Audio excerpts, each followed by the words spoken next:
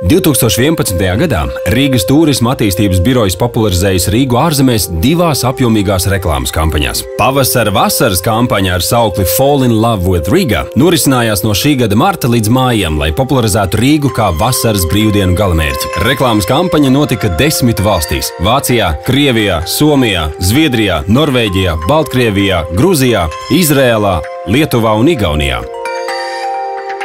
Rīgas reklāmas tika izvietotas vairāk nekā 30 žurnālos un laikrakstos, 20 interneta portālos, kā arī vairāk nekā 1000 vīdes reklāmas stendos.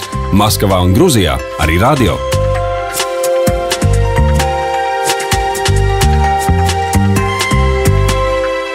Rudens-ziemas kampaņa ar saukli Riga Unexpected Combinations sākās oktobrī un turpinās līdz novembra beigām.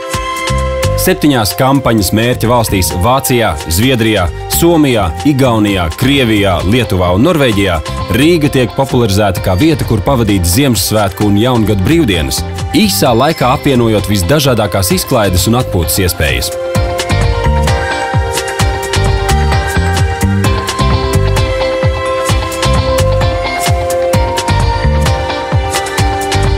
Livriga.com portāls ir visplašākā informācijas vietne par Rīgu turistiem. 2011. gadā portāls papildināts ar vairāk nekā 1500 jauniem ierakstiem 4 valodās. Gada nozīmīgāko kultūras un izklaides pasākumu apraksti, pievienoti jauni restorānu, bāru un klubu apraksti,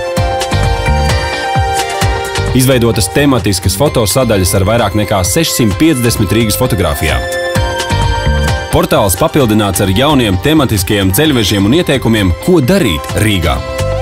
Portālā izvietota tūroperatoru datu bāze, kā arī iekļauti piedāvājumi. Šogad līdz oktobra beigām portālu apmeklējuši vairāk nekā 470 000 unikālu apmeklētāju, no kuriem 15% portālā nokļuvuši no sociālajiem mēdījiem. Šogad turpinājās Rīgas reklamēšana, izmantojot profilus populārākajos sociālajos mēdījos – Facebook, Twitter, YouTube, Flickr un Foursquare. Live Riga Facebook profilā reklamējam pasākumus Rīgā. Katru nedēļu tiek veidots Weekend Guide, kurā apkopoti ieteikumi, ko darīt nedēļas nogalē.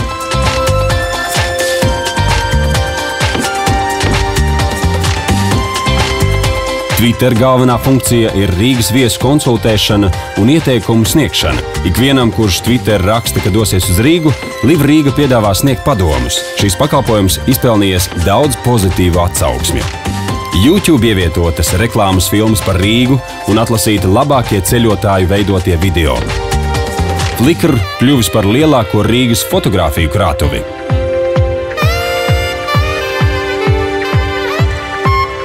Pavasarī Live Riga kļuva par pirmo Foursquare biznesa lapu Baltijā. Šī gada laikā izvietoti 310 ieteikumi par restorāniem, kafejnīcām, veikaliem un populārākajiem apskates objektiem. Sociālajos mēdījos šogad realizēti arī 2 īpaši projekti. Ar akciju Kiss Rīga mudinājām rīdzniekus un pilsētas viesus atzīmēt starptautisko skūpstu dienu. Twitter Ice Machine sadarbībā ar Rīgas piena kombinātu. Katrs, kurš tvītoja par Rīgu, saņēma bezmaksas saldējumu. –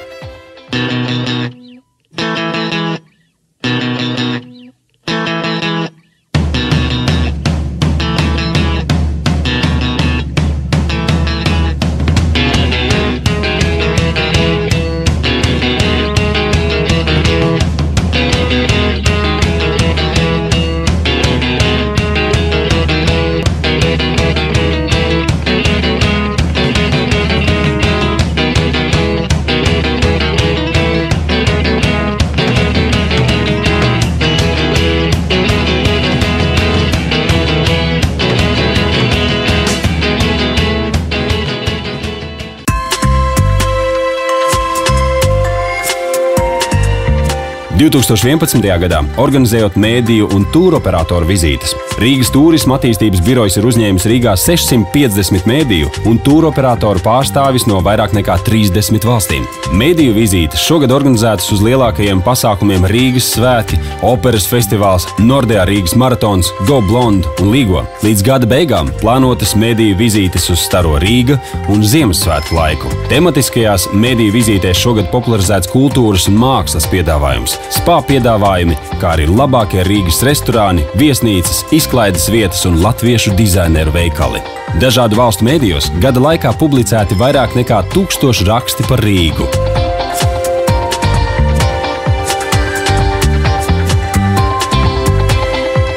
Šogad Rīgas Tūrisma attīstības birojas piedalījies vairākās starptautiskās tūrisma izstādēs, gan Tūrisma attīstības valsts aģentūras stendā, gan arī ar savu stendu.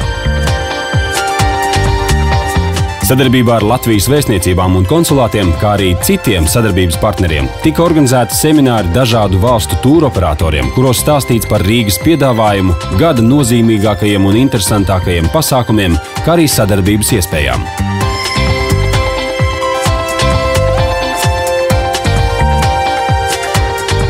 Meet Rīga zīmols izveidots 2010. gada nogalē, lai popularizētu Rīgu kā konferenču, kongresu un korporatīvo pasākumu galamērķi.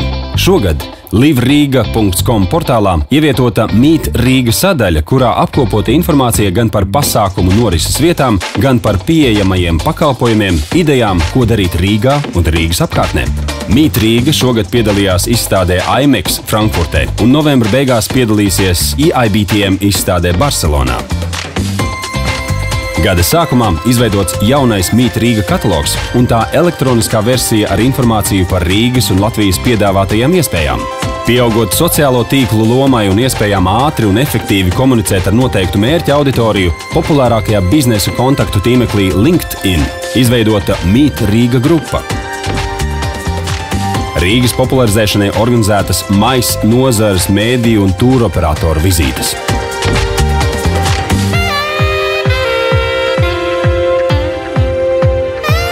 Livrīga saviem partneriem piedāvā iespēju izmantot Livrīga preču zīmi, atlaides reklāmai portālā un iespēju novietot informatīvos materiālus Tūrisma informācijas centros. Partneru programmas ietvaros ir noslēgts 141 līgums. Visvairāk Livrīga partneru ir viesnīcas un tūrisma aģentūras. Gada nogalē Livrīga portālā ir izveidota īpaša, tikai partneriem pieejama sadaļa, kurā tiks ievietota visa aktuālā informācija. Šī interneta platforma turpmāk aizstās Livrīga newsletter.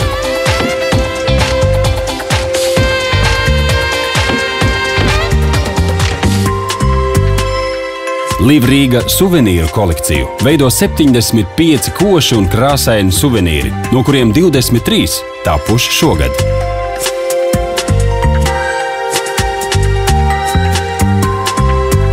Kopš šī gada 1. marta Rīgas Tūrisma attīstības birojas pārvalda 3 tūrisma informācijas centrus Rīgā. 1. martā atklāts modernākais tūrisma informācijas centrs Līvu laukumā Krievu teātra telpās. Martā būtiskas pārvērtības piedzīvoja un no jauna tika atklāts visvairāk apmeklētais tūrisma informācijas centrs Rāclaukumā. Sadarbībā ar Rīgas starptautisko autoostu atjaunots arī tūrisma informācijas centrs autoostā. Tūrisma informācijas centra konsultanti palīdz pilsētas viesiem plānot brīvdienas Rīgā, iesakot gan maršrutus, gan apskates objektus. Nereti gadās palīdzēt arī problēmu risināšanā, kā arī atbildēt uz netradicionāliem jautājumiem. Piemēram, kur var iegādāties 1000 dzīves govis? Tūrisma informācijas centros iespējams iegādāties gan Livrīga suvenīrus, gan ceļotājiem nepieciešamas praktiskas lietas. Mobilo sakaru priekšapmaksas kartes, biļetes uz pasākumiem, transporta biļetes, kā arī ceļvežus un pastmarkas. Tūrisma informācijas centru darbinieki ir augsti kvalificēti, ar lielu pieredzi šajā darbā.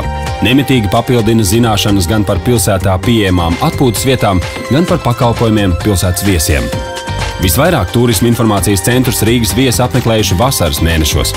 Kopumā, laikā no marta līdz oktobrim, 168 000 cilvēku.